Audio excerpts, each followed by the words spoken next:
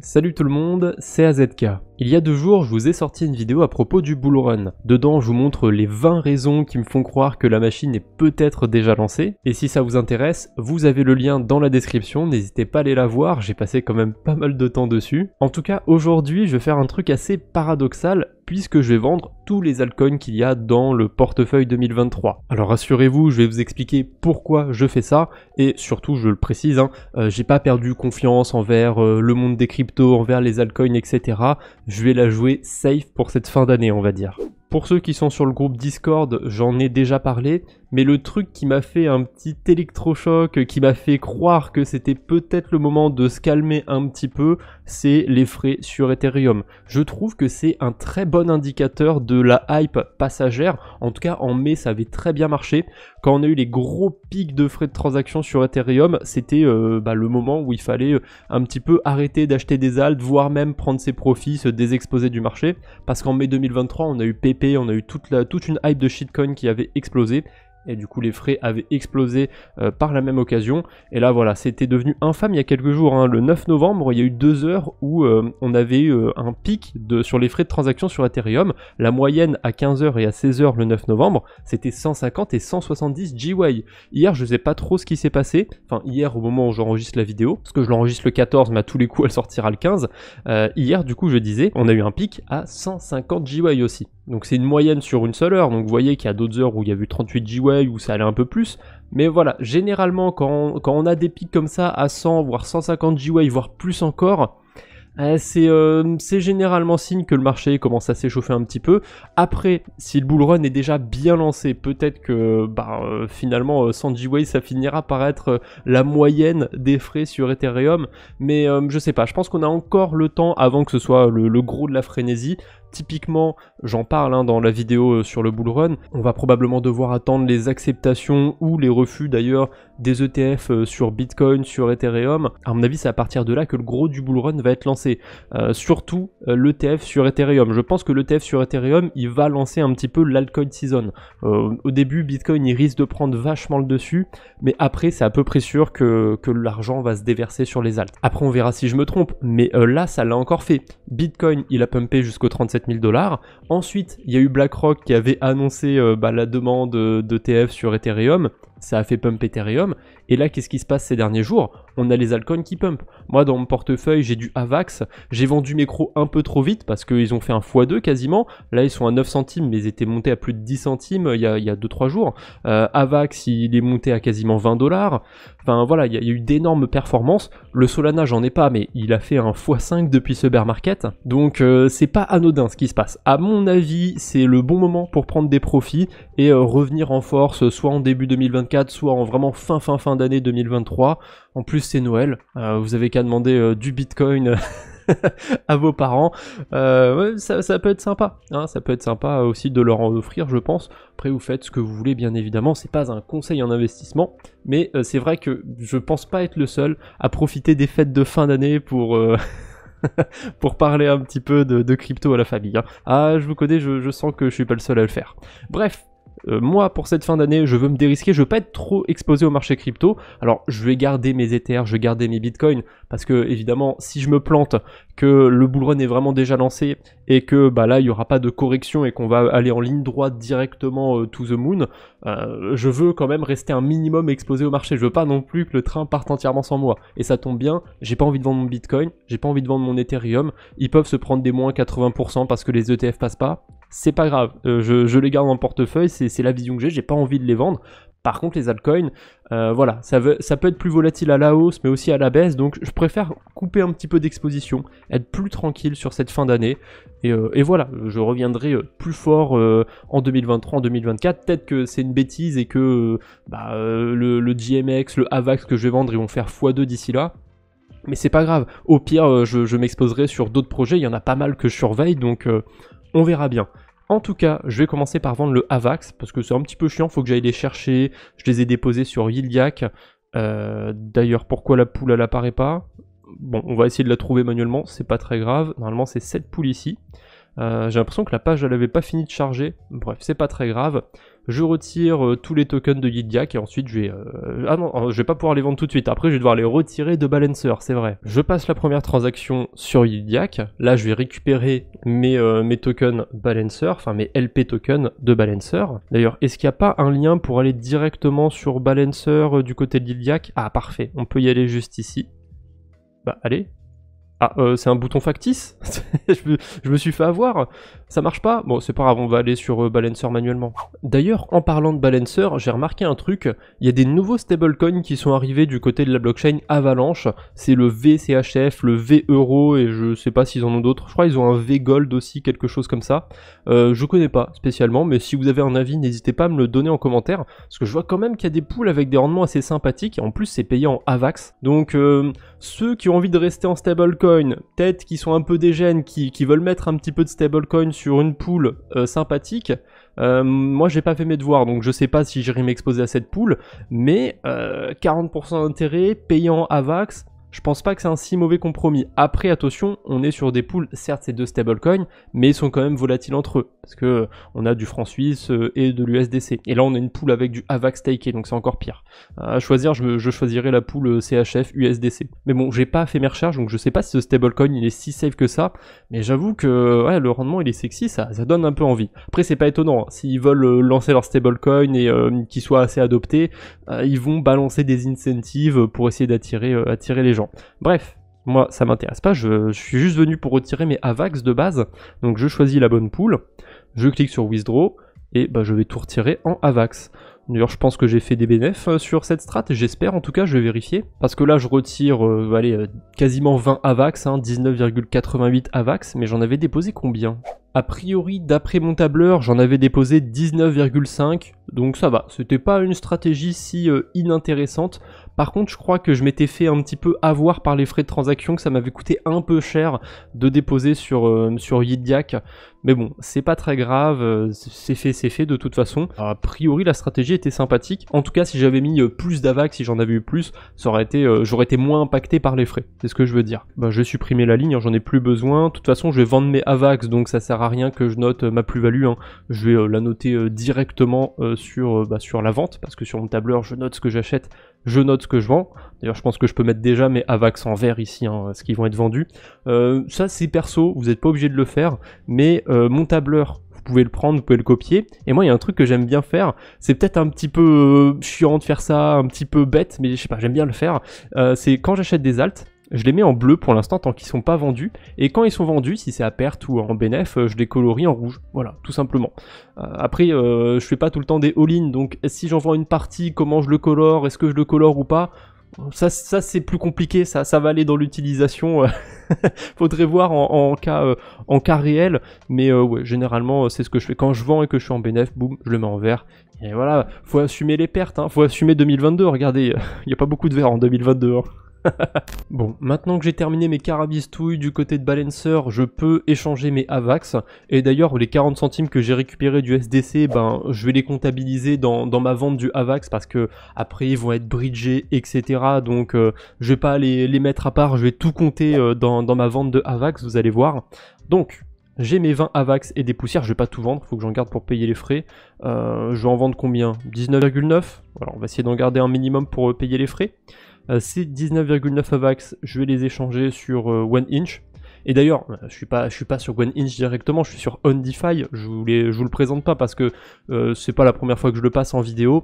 C'est un méta agrégateur comme sur DeFi Lama, comme sur Rabi, comme sur MinFinance. Et j'aime bien OnDeFi parce que c'est sûr qu'ils vont lancer un token. J'ai participé personnellement à un concours de thread. Qu'est-ce qu'il y avait à gagner dans ce concours de thread? Des futurs tokens d'OnDeFi. D'ailleurs, j'ai gagné un des prix, je suis assez content. Et voilà, juste ce fait, c'est évident, c'est sûr qu'ils vont lancer un token. Après, est-ce qu'il y aura un airdrop? Je sais pas. Mais il y a un système de points quand on fait des swaps. C'est intéressant, je pense. Donc moi, OnDeFi, c'est un projet que je suis, j'aime bien. En plus, c'est toujours utile d'avoir des méta-agrégateurs comme ça qui ne prennent aucun frais. Hein, c'est important de le préciser maintenant, parce qu'avec MetaMask, avec Uniswap, avec d'autres protocoles qui commencent à prendre des frais, c'est bien aussi d'en avoir qui n'en prennent pas. Donc voilà, OnDeFi, c'est sympathique. Bon, maintenant que j'ai tous mes USDC sur Avalanche, je vais les bridger sur Arbitrum et je vais les bridger en utilisant Meson, hein, sûrement mon bridge préféré ou un de mes bridges préférés. D'ailleurs, je devrais vérifier un autre bridge avant de faire ça. Bon, au cas où, je sais que je vais me servir de Meson tout à l'heure, donc il y a tout le temps des promotions, on peut tout le temps récupérer des discounts pour avoir des réductions sur les frais. Donc j'en profite, mais il faut que je vérifie un autre bridge. C'est quelqu'un qui me suit sur X et qui m'en avait parlé sous un thread ou sous un tweet, je sais plus, et c'est OneBridge. Ce bridge, il est incroyable pour bridger de l'Ethereum. Si vous bridgez un tout petit peu d'Ether, on va dire entre Arbitrum et Optimism, mais vraiment une quantité ridicule, regardez. On va mettre un montant super faible, peut-être un peu moins faible. Vous avez quasiment aucun frais, il y a 8 centimes de frais d'Ethereum. Enfin, j'ai jamais vu un bridge avec aussi peu de frais. Et ça marche même pour aller vers d'autres blockchains, hein. Vers Polygon, vous voyez, il y a 4 centimes de frais. Je trouve ça abusé. Et on peut bridger aussi des stablecoins. Par contre, j'avoue que j'ai pas l'habitude, j'ai pas le réflexe d'aller sur ce bridge. Donc est-ce que c'est aussi intéressant? On va voir ça. Hop, entre Avalanche et Arbitrum. Imaginons que je veuille tout bridger. Il y a juste des frais en AVAX, et j'en ai pour 87 centimes. En termes d'USDC, il n'y a aucun frais, vous voyez, j'en reçois exactement la même quantité, mais ça me revient un peu plus cher avec les frais en AVAX, et en plus, si le token AVAX s'apprécie, peut-être que j'ai pas spécialement envie que les frais s'apprécient aussi. Donc je vais plutôt bridger du côté de Meson, il y avait 28 centimes de frais, c'est pas mal du tout. Donc je vais cliquer sur Swap, et d'ailleurs, vous voyez que j'ai pas encore été noté ma vente sur mon tableur ou quoi que ce soit. J'attends de les avoir bridgés en fait pour noter ma vente, comme ça les frais du bridge, tout va être pris en compte dans la transaction. Je vais optimiser le plus possible du côté du tableur. Donc j'approuve les USDC, je les envoie sur Arbitrum et on se retrouve là-bas. Et sur Arbitrum, j'ai aussi un altcoin à vendre, ça va être le GMX. Comme je l'ai dit dans l'intro, je crois toujours à cette potentielle hype qu'on pourrait avoir sur les plateformes décentralisées de dérivés, de trading et compagnie. Mais cette fin d'année, je veux la jouer tranquille, je veux la jouer calme. Je reviendrai sur, peut-être pas sur GMX, peut-être pas sur GNS, peut-être sur d'autres projets, mais je reviendrai sur ce secteur un petit peu des plateformes de dérivés décentralisées. En attendant, voilà, je vais me séparer pour cette fin d'année de mes tokens GMX et je vais utiliser cette fois-ci pas OnDeFi mais MinFinance. Sur MinFinance, c'est abusé en fait. C'est peut-être le meilleur méta agrégateur parce que regardez tous les protocoles qu'il va utiliser. Alors, il va en comparer plein. Alors tous les protocoles ne sont pas sur toutes les blockchains, mais voilà, là il y a Bebop par exemple, je sais qu'ils sont sur Arbitrum, il y a Odos aussi. Ça c'est des sources qui sont assez intéressantes. Ces deux projets ils n'ont pas de token, MinFinance non plus. On sait jamais, hein. Peut-être qu'en plus en utilisant ce genre de protocole on peut farmer plusieurs airdrops. Là il me propose de passer par Paraswap, mais vous voyez je peux avoir le même résultat avec Odos. Donc on va passer par Odos, hein. Tant qu'à faire, tant qu'à farmer un airdrop en plus. Donc continue, je vais autoriser mon GMX, je vais le vendre. Et voilà, on se retrouve quand tout ça c'est terminé. Si vous êtes attentif, vous avez vu que j'ai swappé mes GMX contre de l'USDC.E et pas de l'USDC tout court. Il y a encore des protocoles qui utilisent l'ancienne version de l'USDC, on va dire, c'est la version bridgée depuis Ethereum, mais maintenant on a une version pas bridgée qui est native d'Arbitrum, qu'on peut directement envoyer à Circle, enfin qu'on peut, surtout les institutionnels, hein, en tant que particulier on va pas trop faire ça, mais du coup je me retrouve avec deux types d'USDC différents. Vous en faites pas, c'était dans mes plans, je pouvais pas recevoir directement des USDC.E depuis mes zones, donc ces USDC normaux, je vais les convertir aussi en USDC.E, et tant qu'à faire je suis déjà sur Mint, je suis déjà sur Arbitrum, donc je vais changer mes USDC en USDC sur MinFinance. Et d'ailleurs je vais pas utiliser ChangeLi, j'aime pas du tout cette source, généralement il me trouve n'importe quoi, donc on va passer par Odos, voilà, deuxième meilleure source, et j'aime bien le protocole. Donc je clique sur Continue, j'approuve l'USDC, je l'échange, et on se retrouve quand c'est fait. Je pense à ouvrir l'explorateur de blockchain pour aller voir combien d'USDC.E j'ai reçu exactement, et cette quantité, je vais arrondir à 345,5, je vais la noter sur mon tableur. J'ai commencé à noter un petit peu mes ventes, donc 345,5 USDC, c'est ce que j'ai récupéré sur la vente de mes AVAX. Donc je vais terminer de remplir mon tableur. j'ai juste à voir combien ça fait à l'unité. Parce que moi j'aime bien mettre comme ça, j'aime bien mettre le prix, la quantité totale que j'ai récupérée sur mes AVAX, et aussi la quantité pièces, ce que ça valait par unité. Donc ça je m'embête pas, hein, je prends la calculatrice. Il y a sûrement d'autres moyens de le faire, de l'automatiser, etc. Mais comme un coup je vais changer de l'USDC, de l'USDT ou un autre stablecoin ou une autre crypto, je préfère le faire manuellement. Encore une fois, c'est peut-être chiant, mais vous avez le droit de reprendre le tableur et de le faire comme vous voulez, de pas mettre toutes les cases, ou même de faire votre propre tableur. Voilà, chacun sa manière de faire. En tout cas, mes AVAX, je suis plutôt content. Je les ai vendus à 17 $, je les ai achetés à plus de 12 $. Encore une fois, c'est peut-être une bêtise, hein. Peut-être que dans 2 semaines, ils vont faire x2 et j'aurai que mes yeux pour pleurer et mes mains pour m'asseoir dessus, mais bon. D'ailleurs, j'ai pas noté ma plus-value non plus. Bon, ça va pas être très compliqué, j'aurais pu la faire de tête, mais c'est pas grave, je suis parti pour la noter dessus. J'ai gagné quasiment 100 $ sur ce move, c'est pas mal du tout. Et d'ailleurs, tant que j'y suis, j'ai aussi noté ma vente et ma plus-value sur le GMX. Donc l'année 2023 c'est quand même un meilleur cru que l'année 2022 pour l'instant, hein. J'ai fait quand même des plus jolis moves, on va dire. Bon, maintenant qu'est-ce que je vais foutre avec mes USDC.E sur Arbitrum? Je vais les déposer sur Silo Finance. Si vous suivez ma chaîne secondaire, je fais des vidéos souvent pour vous parler d'actualité, mais aussi pour vous parler de rendements sympas sur la DeFi. Et en ce moment, on a des rendements sympas sur Silo. Il y a des incentives, il y a des intérêts en Arbitrum, ils en distribuent beaucoup. Et il y en a sur pas mal de pools où on peut déposer de l'USDC.E. Alors Silo de base c'est un protocole de prêt d'emprunt, on peut déposer et emprunter des cryptos. Enfin je dis de base, c'est un protocole, hein, point barre. Ça n'a pas spécialement évolué ou quoi que ce soit, c'est toujours un protocole de prêt d'emprunt. Donc drôle de tournure de phrase. Bref, du coup je sais pas sur quel pool me mettre. Je vais en choisir une où il y a quand même déjà pas mal de liquidités, parce que sur Joe par exemple il y a 160 000 USDC, ça veut dire que s'il y en a 160 000 autres qui sont ajoutés, le rendement va descendre. Mais j'ai l'impression que Silo, ils essayent de faire en sorte d'équilibrer le rendement autour de 15% sur la plupart des pools, quoique ça descend un peu sur certaines, ça peut aller jusqu'à 10%, mais il y a beaucoup plus de liquidités sur celle-ci, vous voyez, il y a plus d'1 million, donc c'est pour ça que le rendement est plus faible, mais ils essayent quand même d'équilibrer, donc je pense que le taux en Arbitrum, il est réévalué de temps en temps. Donc sur quel pool je pourrais aller? Le GMX, vous voyez, il y a pas mal d'USDC déjà de déposé, donc à mon avis le rendement a moins de chances de baisser, contrairement à une pool comme voilà celle sur Plutus, où là ça a des chances de baisser. Donc j'hésite, faut voir. Bon allez, celle sur GMX ça m'a l'air pas mal, il y a beaucoup de liquidités, donc on va choisir celle-ci. Alors, c'est pas parce que c'est la pool du GMX que je vais devoir déposer du GMX, hein. Ne vous en faites pas, je peux déposer que des USDC, je peux déposer que de l'Ether aussi, parce que c'est le principe.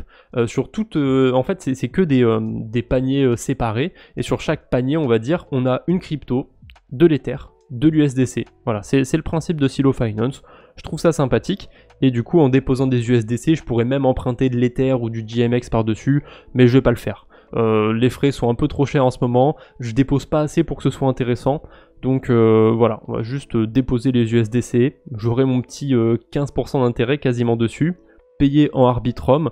Voilà, c'est pas un token que j'aime plus que ça, le Arbitrum, parce qu'il sert essentiellement à de la gouvernance et je suis pas trop emballé par ce genre de token, mais je pense que c'est mieux que d'être payé en stablecoin, il y a des chances qu'il s'apprécie dans le temps, le token d'Arbitrum, après on verra bien, peut-être que je me trompe.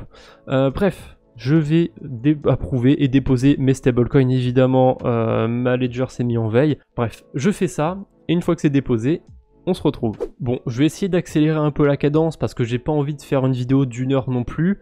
Je vais récupérer mes atomes. Alors, j'ai un petit peu les boules parce qu'hier, je voulais faire ma vidéo, mais les frais étaient un peu trop élevés au moment où je voulais la faire. Et pourtant, c'était le moment idéal pour tout revendre, hein. Toutes les cryptos étaient littéralement plus chères, elles ont un petit peu baissé depuis hier. Et hier, j'aurais pu vendre mes atomes en bénéfice. Alors bon, j'aurais peut-être dû le faire, tant pis, je l'aurais pas fait en vidéo, je l'aurais fait comme ça, et je vous l'aurais raconté après, c'est pas très grave. Ce que je veux faire, c'est rééquilibrer mon portefeuille l'an prochain, donc ça me convient. En tout cas, j'ai fait un rendement plutôt sympathique hein, sur le Atom. Là, j'en ai 51 dans mon portefeuille, je sais plus combien j'en avais acheté au début, mais j'en avais acheté bien moins que ça. Hein. Ah oui, ça a vachement bien marché cet arbitrage, j'en avais acheté 46 à peu près. C'était il y a même pas 6 mois. Donc ça a plutôt bien marché, je trouve que c'est plutôt efficace. Je vous mettrai quand même à l'écran le rendement annualisé que ça m'a fait, mais de tête on est à plus de 20%, donc ça m'a l'air pas mal du tout. Pour échanger mes atomes, je reviens sur MinFinance, ça marche plutôt bien de ce côté-là, il n'y a pas tant de méta-agrégateurs, tant d'agrégateurs sur la blockchain Chronos. Il me fait passer par quoi? Par KyberSwap. KyberSwap, des fois il me trouve des routes un peu bizarres, mais des fois il marche bien aussi, donc je vais l'utiliser et au pire, si ça marche pas, s'il y a un problème, j'essaierai un autre agrégateur. Donc voilà, je vais vendre tous mes atomes avec un petit peu de perte. Je noterai ça dans le tableur, mais je vais pas vous le montrer. Je pense qu'on a déjà compris avec le AVAX et le GMX. Là, je vais juste enchaîner les transactions et l'aspect tableur, l'aspect suivi de crypto, on le verra à la fin. Alors sur Chronos, j'ai choisi l'USDT. J'aurais aussi pu choisir l'USDC, mais j'avais un ratio un petit peu plus avantageux à sortir en USDT, donc tant qu'à faire, j'ai choisi ce dernier. C'est plutôt sympathique. Gnosis a été rajouté il y a pas si longtemps. Bon, on est obligé de sortir en XDAI, mais ça me gêne pas personnellement. Je pense que vous doutez un petit peu de ce que je vais faire sur Gnosis. Pour ceux qui suivent la chaîne secondaire, pour ceux qui suivent un petit peu ce qui se passe sur Gnosis, je vais aller m'exposer au SDAI. Voilà, c'est un DAI qui génère des intérêts, c'est à plus de 6% en ce moment sur la blockchain Gnosis. Donc je vais faire comme pour le AVAX. Je noterai ma vente quand j'aurai reçu mes DAI sur Gnosis et je prendrai cette valeur que j'ai reçue sur Gnosis, comme ça prendra bien en compte mes frais de transaction sur le bridge. À présent, on arrive sur la dernière crypto que je vais vendre, ça va être le Matic du côté de la blockchain Polygon, bien évidemment. En plus, niveau timing, ça tombe bien parce qu'ils sont en train de changer de token, etc.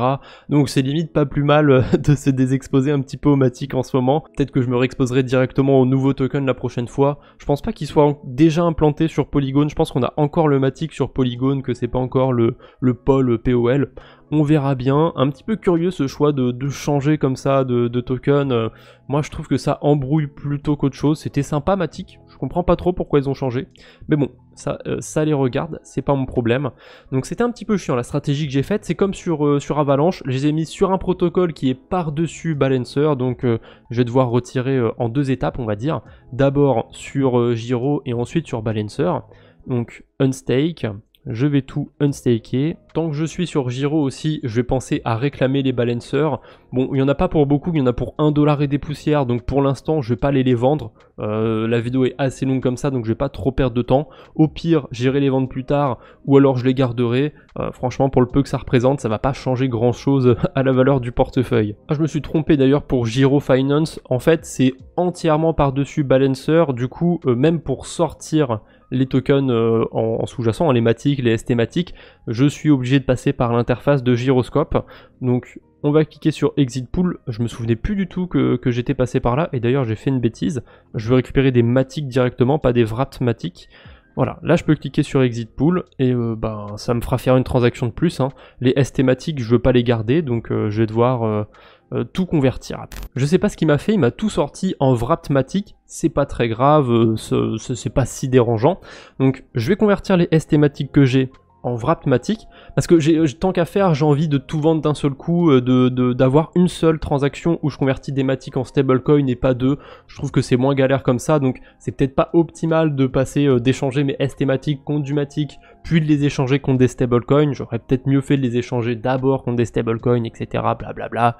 C'est pas grave, ça m'arrange de faire ça, je trouve ça plus logique, donc je vais le faire comme ça. Il n'y aura pas une grosse différence, et d'ailleurs je le fais au sein du wallet Rabby. On a un mini méta-agrégateur aussi sur Rabby, et je vais passer par Paraswap. Tiens, ça va changer un petit peu, à prendre un protocole français cette fois-ci. Par contre, l'avantage quand on utilise Rabby, c'est que regardez, là il y a mon approbation, je la passe, je la valide.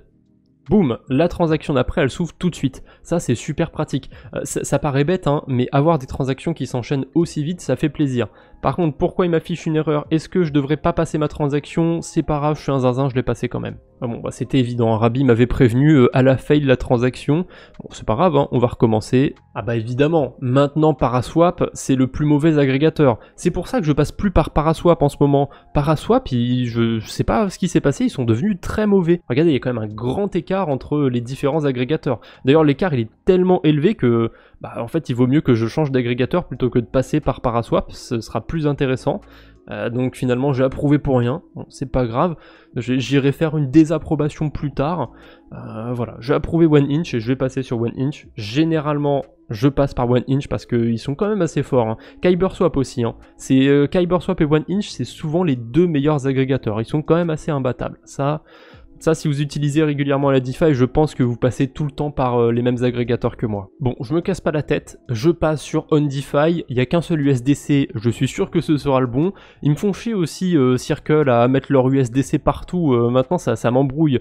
Et là, il y a un autre truc qui m'embrouille, c'est que j'ai pas du tout le même retour entre 1inch et 0x. Par quoi je passe? Est-ce que je passe par 1inch parce que je suis sûr que la transaction elle va pas fail? Est-ce que je passe par autre chose? Oh putain, maintenant ça a changé, c'est 1inch le meilleur. Ça aussi ça me saoule. Vous voyez, la DeFi, c'est pas si facile que ça des fois. Bon, est-ce que je vais avoir un problème ou pas sur 1inch? Je pense pas. Parce que techniquement, j'échange 392 $ de crypto contre 390. Je suis perdant un petit peu au change, hein, à moins qu'OnDeFi interprète mal la valeur du Matic et qu'il vaille pas autant que ça. Alors, a priori, il l'interprète mal parce que sur Rabi, l'écart n'est pas aussi grand. Au passage, du côté du tableur, j'ai noté mes ventes pour Atom et pour Matic. Je vais aussi le noter sur mon suivi de crypto sur l'application Delta que j'utilise. Bon, ça, je vous l'ai assez montré, donc je le repasse pas dans cette vidéo, mais voilà. Je vais ajouter tous les stablecoins que je viens de récupérer sur Delta et je vais noter la vente de toutes mes cryptos. Maintenant, pour ce qui est de mes stablecoins, mes DAI et mes USDC qui me restent, qu'est-ce que je vais en faire? Mes DAI, ça je vous l'ai dit, pour l'instant je vais les convertir en SDAI tout bêtement sur Agave, sur la blockchain Gnosis. En ce moment, il y a plus de 6% d'intérêt à juste détenir le SDAI. C'est tranquille, c'est pépère, ça va pas me demander beaucoup de gestion ou quoi que ce soit. Et pour les USDC, je compte pas les laisser longtemps là-dessus, mais Affine, c'est un protocole qui peut faire un airdrop selon moi, il y a des choses sympathiques de ce côté-là, donc je vais déposer mes USDC sur le vault le plus safe. C'est un vault qui utilise AAV et Compound, donc niveau risque, c'est pas très élevé, et il y a un rendement autour de 4% pour l'instant sur les 6 derniers mois, donc... Voilà, pour rester quelques temps dessus, je pense que c'est pas trop risqué d'utiliser Affine et au passage je peux farmer un airdrop. Voilà, j'ai tout vendu, c'est tout pour aujourd'hui. Je vous referai probablement un épisode dans pas trop longtemps pour vous montrer quelques petites optimisations tant qu'à faire sur ce portefeuille, peut-être quelques airdrops aussi que je vais continuer de farmer. Donc on se retrouve bientôt j'espère, d'ici là portez-vous bien, salut tout le monde.